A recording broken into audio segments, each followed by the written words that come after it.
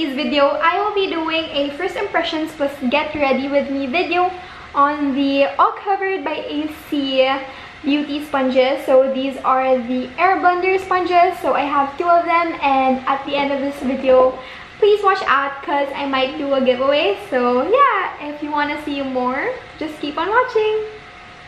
I have two of Anna Cay sponges here. I have the black one and the pink one. The box looks like this. They were individually packaged. Tapos nakalagay lang sa box is All Covered by Anna Cay in rose gold text. And then plain white box lang. Inside, it looks like this. I didn't get any of the decal stickers because she put it randomly, diba? For both, wala akong nakuha, but it's okay. I don't mind. Inside, it looks like this. Ayan yung, what's this? Beveled black sponge niya. Here it says, now the makeup tool you will use shall be the last thing to worry about. I got you all covered. And then inside, may card. And then dito, may nakalagay na social media nila for Facebook, Instagram, and then the hashtags, which are All Covered by AC and hashtag air blender sponge. So these are the air blender sponges. Yung card naman, it's this nude color. It just says, hello, makeup sponges have always been my favorite beauty weapon. That's true. She always uses the beauty blender, yung black one and then yung pink one ata. Maybe that's why she chose those colors. It is an essential to have the immaculate base that everyone is looking for. Worry not. We got you all covered with the highest quality sponge we can provide, the air blender sponge. Enjoy, and don't forget to tag us on our social medias and hashtags.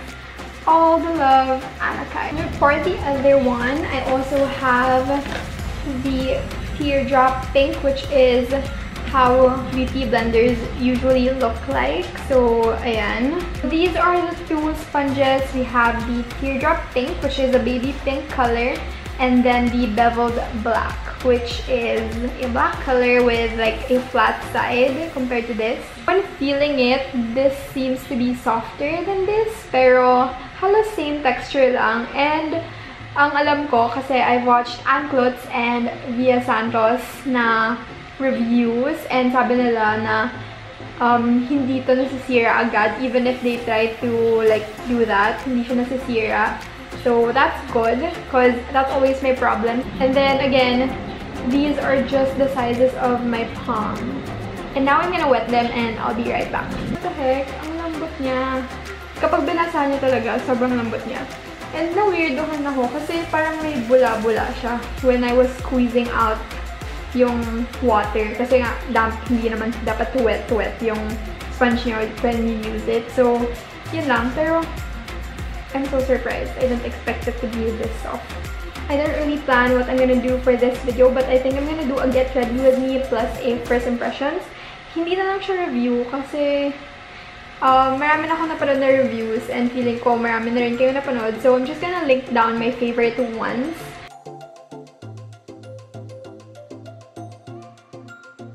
First thing I'm gonna use is the Hello Gorgeous Face Mist, because my face is really dry right now. I don't know why. This is how much I have left. I use this all the time. I feel like everyone's gonna be curious. Well, a lot of people are gonna be curious how I bought that.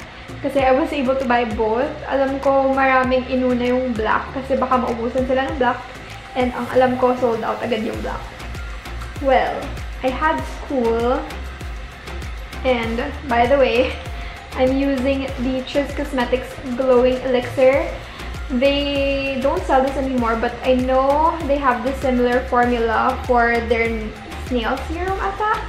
When I bought the Anna Cay sponges, I really thought I wouldn't be able to buy it on my own kasi I had class that time. I had a quiz, and then sabi nung prof ko, we had lecture after that. Since I was in school, I told Anton to buy it for me since nasa bahay lang siya that day. And sobrang sad kasi at that time, sabi niya he had to pick up his mom. So, sabi ko, oh no, paano ko na mabibili? Before we started the quiz, my prof said na oh, quiz lang today. And then, wala nang lecture kasi she has to do something. So, yun, I only took the quiz about 10 minutes, 20 minutes because it was a 20-item quiz. What? Tapos, multiple choice lang. So, bumaba agad ako. Pumunta ako sa cafeteria namin. I'm using the Maybelline concealer in the shade Light 10. And, yun, I waited for 12 kasi I think mga 11:20, 11:30 doon natapos yung quiz ko. So, yun, I was able to buy. At 12 noon, the sponges didn't come out yet. I don't know why. So, naghintay talaga ako. Refresh ako na refresh. Akala ko mabagal lang yung wifi sa school. I'm using the black one, tapos the pink one on the other side. Kasi I've heard, ito, parang talagang ina-absorb niya yung product. Ito hindi masyado. So, mga 12:03 pa lumabas yung sponges. And actually, yung black nga yung una.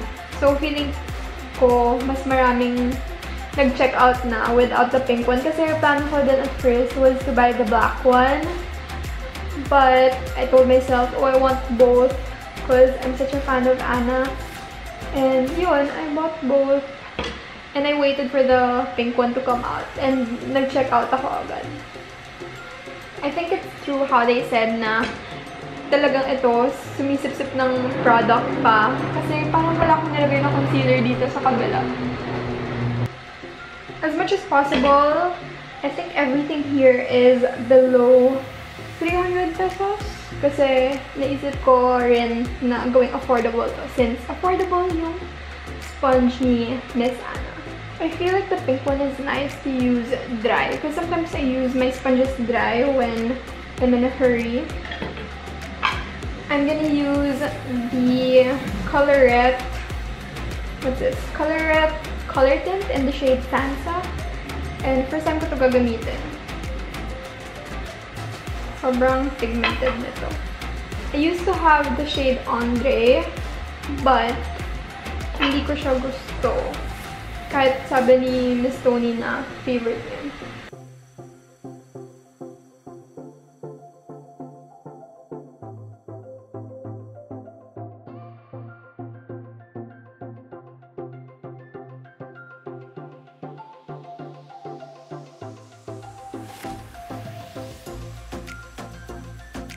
Bakit mas patchy siya? Actually, hindi naman pala. Oh my gosh, ang ganda. Love ko yung sponge. For something pigmented, I think this is the perfect thing to use kasi it absorbs yung excess. So, kapag sobrang pink ng tint nyo, this one you just need one dot. Okay na siya. Ayun. Kita-kita sa camera. Usually nga blushes ko hindi kita sa camera. I am using the Hypercurl from Maybelline. This is only $1.99 or sometimes $1.49.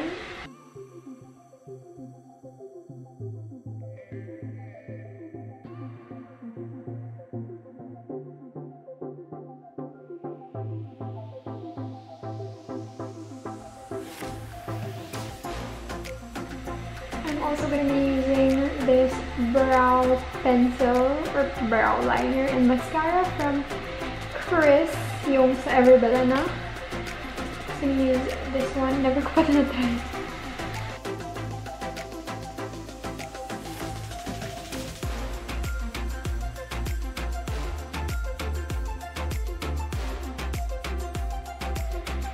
Next thing I will be using is highlight. This is the one from Careline.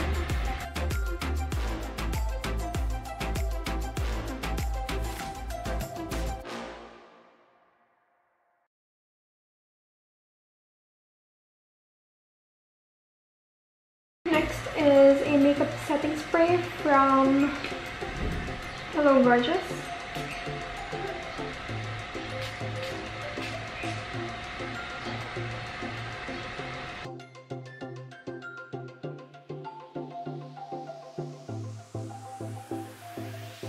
So this is how my makeup looks. For my first impressions, they are good, but to be honest, I'm not really picky with my sponges. I just like them to actually blend out my makeup, which they did. I think this is better talaga. Kasi for this one talaga, I feel like if you accidentally put too much, this is good for blending. Like, I use this to absorb yung makeup setting spray because parang nag-squirt siya sa akin. So that's good. And then also for the Sansa na Colourtint, masyadong pigmented kasi, so maganda din to. Para lang tama lang yung nalagay ko. Pero for other things like concealer and stuff, I think this is good. So yeah, they're not too bad. Again, I'm not really picky with sponges I use. I use anything. I use the Fake Beauty Blender before. I use the Fake Real Techniques before. Gusto ko rin sila. So, hindi talaga ako picky. But if you want something you can trust and affordable, I think this is worth the buy. And yung better talaga for me is this one. Kasi nga, maganda yung parang dual-sided siya. May flat and then may curved. While for this, it's all curved. And I don't know, for me talaga, I'd still use both, whichever is cleaner. And I know that's what Anna Cay also does. So yeah, I really like this because they're soft also. And they're not breakable. So yun. I think that's the biggest pro for me, yung hindi siya nasisira agad. I hope you enjoyed this video. This is my makeup look finally. Super simple lang. This is like not everyday makeup for me. Pwedeng everyday, but I usually don't apply concealer. Pero ayan, blush, highlight, brows, mascara, lipstick, and a bit of concealer. That's how I do my makeup. And yeah, I hope you enjoyed this video. Give this a thumbs up. Comment below what else you want to see, and comment below kasi I think I'm just gonna choose someone randomly who comments and then put your IG. Yun lang. Basta subscribe, like this video, comment anything below, plus your IG handle. Kasi that's the easiest way I can message you. And yun lang. I just really hope you enjoyed this video, and I'll see you on my next one. Bye! Thanks for watching. Please tell your friends to subscribe also. Bye!